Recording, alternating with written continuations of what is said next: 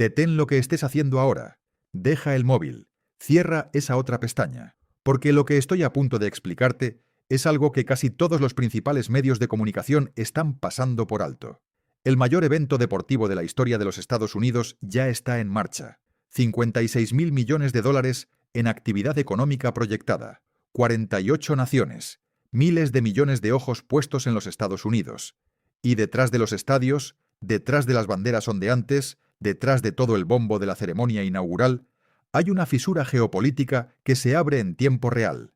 Hablamos de cables diplomáticos, detenciones en aeropuertos, obligaciones legales que ya pueden haber sido vulneradas y consecuencias que van mucho más allá del fútbol. No se trata de una historia deportiva, es una historia de poder. Y empieza ahora mismo. Entremos en lo que realmente ocurrió. Quiero ser preciso, porque la precisión importa. La Copa del Mundo FIFA 2026 fue adjudicada a los Estados Unidos, Canadá y México. La mayor Copa del Mundo de la historia. 48 naciones, 16 ciudades anfitrionas, unos 5.000 millones de dólares en ingresos por turismo solo para la economía estadounidense. Cuando aceptas ser anfitrión de este torneo, no solo reservas estadios, firmas un acuerdo de acogida formal con la FIFA, un marco contractual vinculante que conlleva obligaciones legales específicas. Una de esas obligaciones es garantizar que todas las naciones participantes puedan competir en condiciones razonables. Ese acuerdo ahora se está poniendo a prueba de manera muy pública y muy incómoda. Permíteme explicarte lo que se ha denunciado. Seré claro sobre lo que está confirmado y lo que sigue en disputa, porque esas dos cosas no son lo mismo. Tratarlas como idénticas es exactamente como se generan los malos análisis. Primero, Irán. Los 3 partidos de fase de grupos de Irán están programados dentro de los Estados Unidos, en Los Ángeles y en Seattle. Eso está confirmado. También se confirma lo siguiente. La plantilla iraní no está basada en los Estados Unidos. Está radicada en México. Su base de entrenamiento prevista en Tucson, Arizona, nunca se utilizó. El embajador de Irán en México ha declarado públicamente, y cito textualmente, «Podemos entrar por la mañana y debemos salir el mismo día». Esa es la condición bajo la cual la selección nacional de Irán entra en este torneo. Viajes de ida y vuelta en el mismo día. Para deportistas profesionales que se preparan para los partidos más importantes de sus carreras. La Federación de Fútbol de Irán ha hecho afirmaciones adicionales, y las enmarcaré cuidadosamente como afirmaciones, porque no han sido verificadas de forma independiente en su totalidad. La Federación alega que a un número considerable de personal técnico, asesores y empleados administrativos se les negó la visa de entrada a los Estados Unidos. Hablamos de las personas que gestionan la columna operativa de una selección nacional. Coordinadores logísticos, personal médico, analistas, especialistas en vídeo, gente que nunca ves en el campo, pero sin la cual ningún equipo profesional de este nivel puede funcionar. Informes de medios iraníes han nombrado a individuos concretos entre los denegados, incluido el presidente de la Federación de Fútbol de Irán, Mehdi Taj.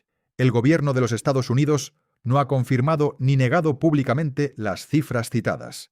Lo que sí tenemos registrado es una declaración formal de la embajada iraní en Turquía, en respuesta a los comentarios del embajador Tom Barerich, embajador de los Estados Unidos en Turquía, que elogió públicamente la tramitación de visados para los jugadores iraníes. La embajada iraní respondió, y vuelvo a citar textualmente, que los Estados Unidos no pueden blanquear conductas que violen el reglamento de la FIFA al elogiarse a sí mismos mientras, simultáneamente, niegan el acceso a personal esencial del equipo.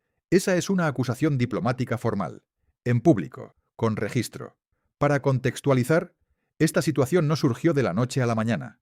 A finales de noviembre de 2025, Irán boicoteó el sorteo de la Copa del Mundo 2026 en el Kennedy Center de Washington, porque los Estados Unidos negaron visados a miembros clave de su delegación para ese mismo evento. La Federación de Fútbol iraní describió públicamente la obstrucción como «más allá de consideraciones deportivas». Ese momento, que recibió una cobertura relativamente limitada en los medios estadounidenses tradicionales, fue la señal temprana de que este torneo cargaría un peso diplomático mayor que la mayoría de los ciclos de acogida.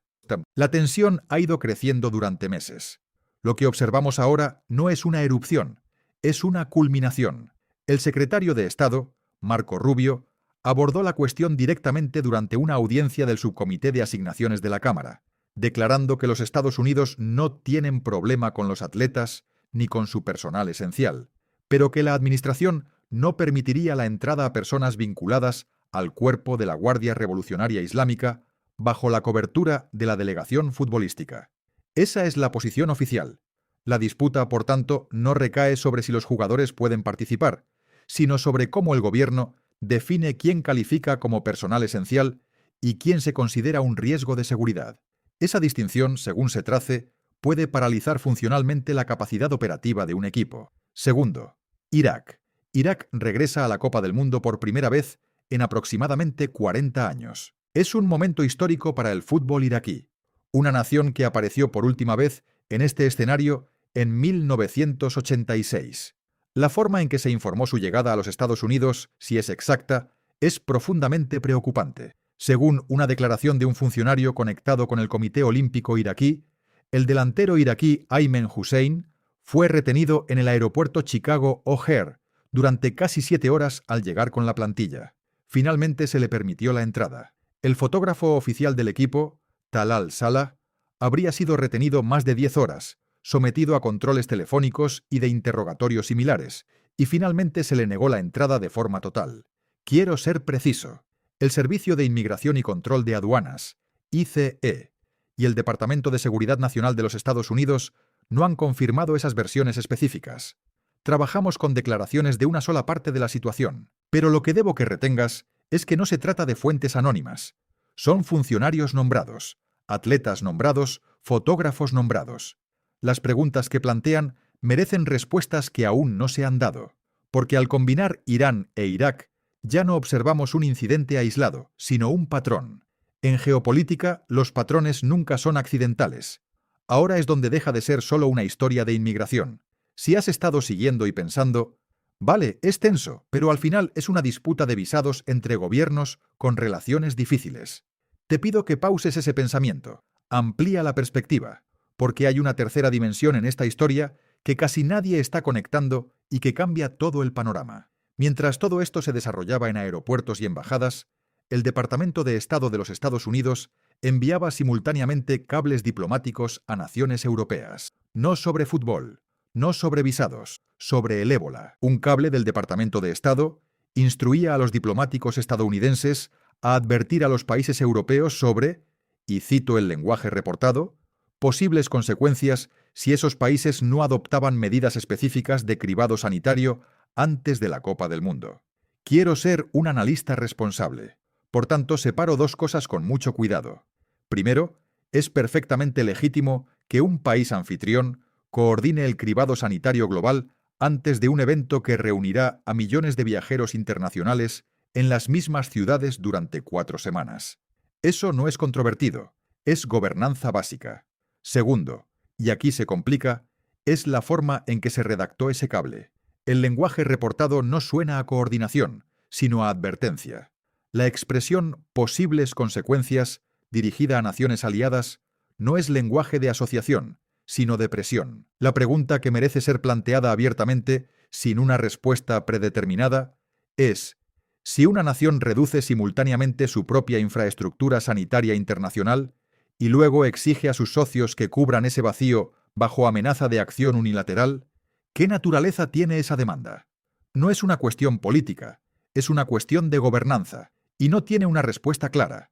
Lo que hace que esta escalada sea significativa en el contexto de todo lo discutido es que ahora tenemos 3 puntos de presión emergentes simultáneamente: restricciones de visado que afectan a equipos de Oriente Medio, detenciones en aeropuertos que generan quejas formales y cables diplomáticos que transportan amenazas implícitas a aliados europeos. 3 puntos de presión. La misma semana. El mismo evento. No afirmo que esas 3 cosas estén conectadas por diseño. Lo que afirmo es que cuando eres el anfitrión del evento deportivo más visto del planeta y aparecen 3 categorías distintas de fricción internacional en la misma ventana de 72 horas, la carga de la explicación recae en el anfitrión. Y hasta ahora esa explicación no se ha dado. Esto nos lleva a la parte de la historia que no he visto que ningún medio importante conecte: la arquitectura legal subyacente. Porque lo que la FIFA acordó Y lo que los Estados Unidos firmaron importa enormemente aquí. Todos los medios que cubren esta historia la enmarcan como una disputa política, una historia de política exterior, una historia de Trump contra Irán.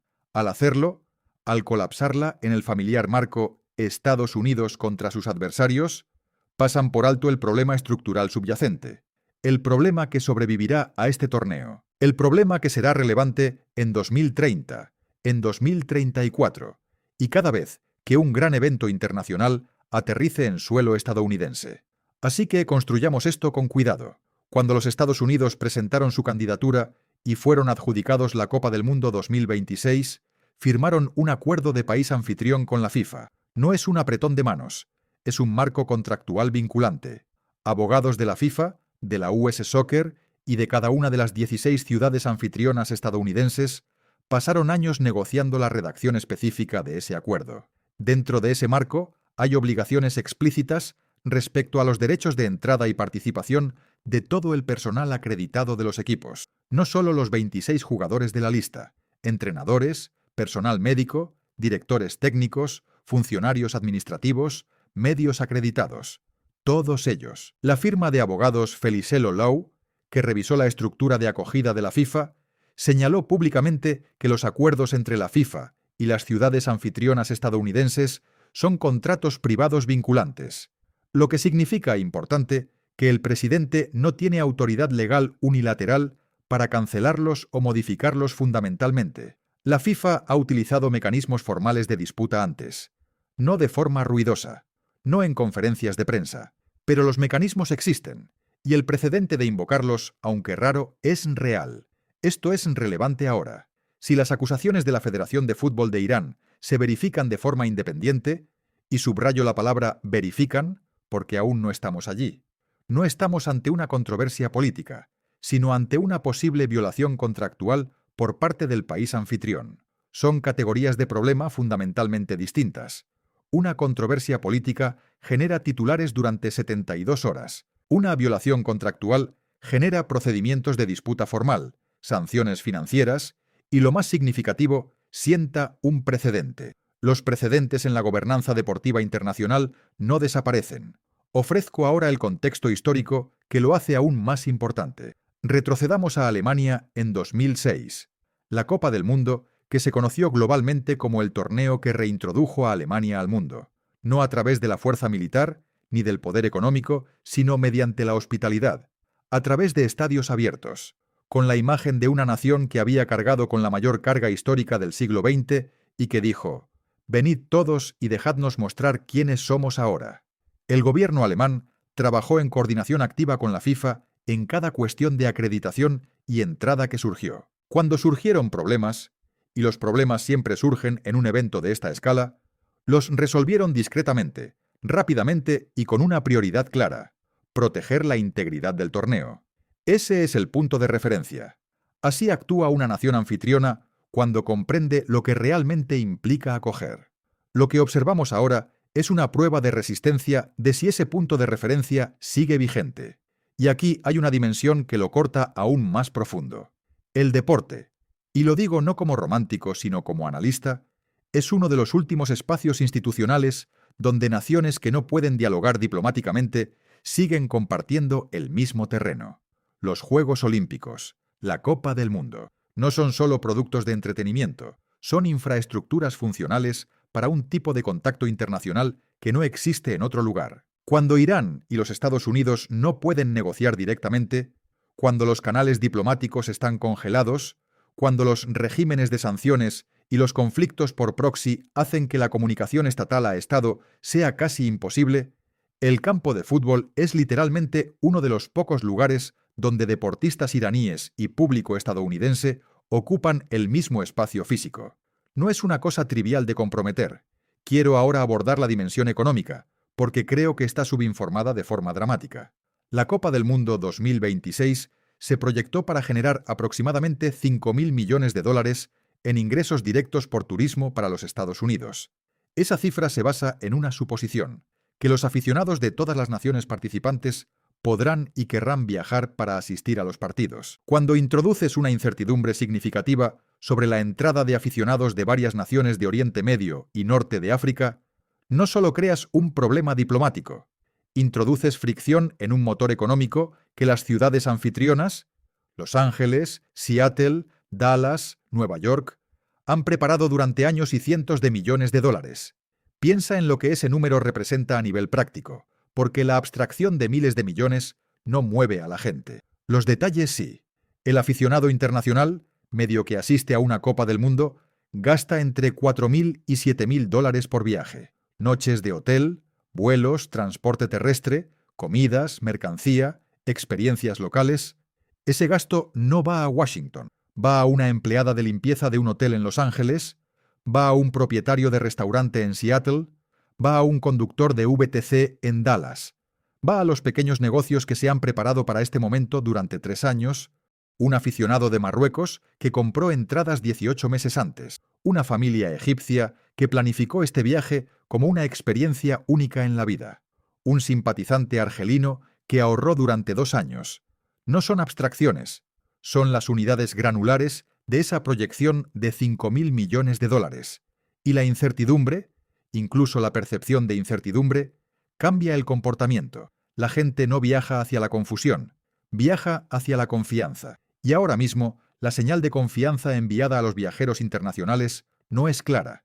Sin embargo, el coste mayor, y el que realmente importa a largo plazo, es el poder blando. Sé que esa expresión se usa mucho, así que la haré concreta.